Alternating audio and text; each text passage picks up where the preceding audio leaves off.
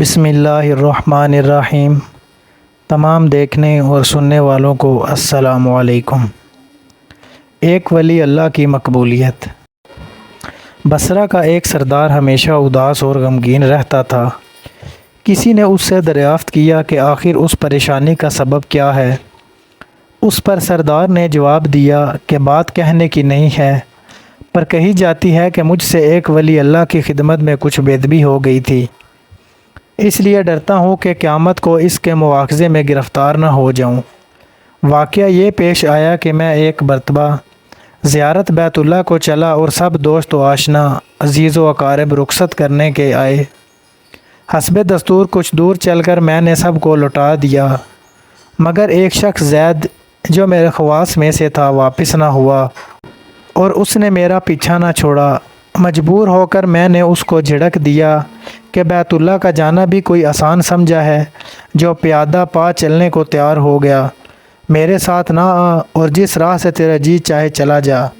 کہنے لگا، اے آقا، کیا خدا اس پر قادر نہیں کہ تم کو زاد راہ جلد پہنچا دے اور مجھ کو بے یار و مددگار اور بلا توشہ چھوڑ دے؟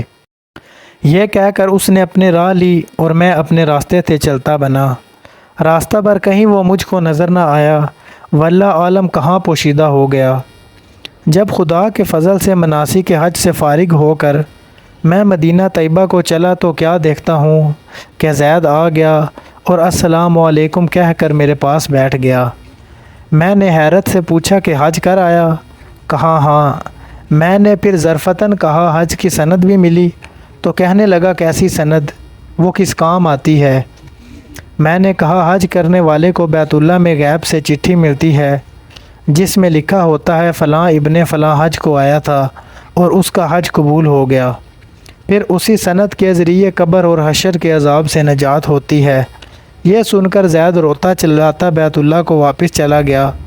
جب میں حضور اقدس صلی اللہ علیہ وآلہ وسلم کی زیارت سے فارغ ہو کر لوٹا تو کیا دیکھتا ہوں کہ زید پھر آ گیا اور السلام علیکم کے بعد ایک چٹھی میرے سامنے رکھ دی، جو ایک نہایت عمدہ ریشمی کپڑے میں سبز خط سے زید کے عذاب قبر اور حشر سے نجات کے لیے لکھی تھی۔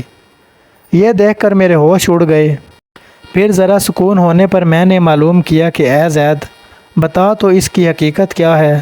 آخر یہ دولت بے مثال تجھ کو کس طرح میسر آئی؟ تب اس نے بتایا کہ سنو، جب میں بیت اللہ پہنچا تو کعبۃ اللہ حاجیوں سے بالکل خالی تھا۔ اس وقت میں نے گڑ گڑا کر زارو قطار رونا اور چلانا شروع کیا کہ اے مالک دو جہاں، کیا غریب گناہ گاروں کا حج بھی قابل قبول نہیں جو مجھ کو حج کی سند نہیں ملی؟ کیا غریبوں کا کعبہ اور صاحب کعبہ اور ہے جو وہاں جا کر سند لاؤں؟ مجھ کو قسم ہے تیرے عزت و جلال کی، جب تک چٹھی نہ پاؤں گا میں کعبہ سے باہر نہیں جاؤں گا اور روتے روتے یہیں مر جاؤں گا۔ اچانک غیب سے آواز آئی کہ اے زید، نجات کی چٹھی لے جا اور اپنی راہ لے۔ پھر یہ چٹھی میرے ہاتھ میں آ گئی، جس کو لے کر میں چلا آیا۔ یہ سن کر میری حیرت کی انتہا نہ رہی کہ اللہ، اس شخص کا یہ عالی مرتبہ ہے جس سے آج تک میں واقف نہ تھا۔ پھر عزت و اکرام کے ساتھ میں اس کو اپنے ہمراہ بصرہ لے آیا اور وہ چٹھی نہایت احترام و تعظیم کے ساتھ صندوق میں بند کر دی۔ جب کبھی جی چاہتا تو کمال ادب و احترام سے نکال کر اس کی زیارت کر لیتا، چومتا اور آنکھوں سے لگاتا اور پھر محفوظ کر دیتا۔ اتفاقاً میں کہیں سفر میں تھا کہ میرے پیچھے زید کا وصال ہو گیا۔ جب میں واپس آیا تو اس خبر سے میرے رنج و کل کی انتہا نہ رہی کہ افسوس، میں ایسے ولی کی تجہیر و تکفین میں بھی شریک نہ ہو سکا۔ پھر اچانک مجھ کو وہ چٹھی یاد آئی جو میرے باکس میں محفوظ تھی۔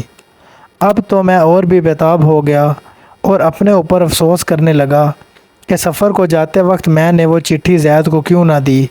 پھر اپنا مہر شدہ صندوق منگا کر دیکھا جو اسی طرح با مہر بند تھا۔ جب میں نے کھولا تو اس میں چٹھی نہ پائی۔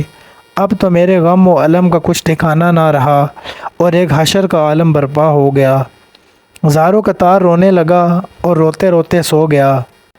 کیا دیکھتا ہوں کہ طرح طرح کی سجی ہوئی جنت میں زید سر پر ایک تاج رکھے ہوئے، رزق برق لباس میں تخت جواہر جلوہ افروز ہے اور اس کے چاروں طرف حوروں کے جمگٹے ہیں۔ میں نے قریب جا کر سلام کیا تو اس نے کہا اے آقا اس قدر پریشان کیوں ہو؟ میں نے کہا مجھے یاد نہیں، وہ چٹھی تو نے مجھے دے دی تھی۔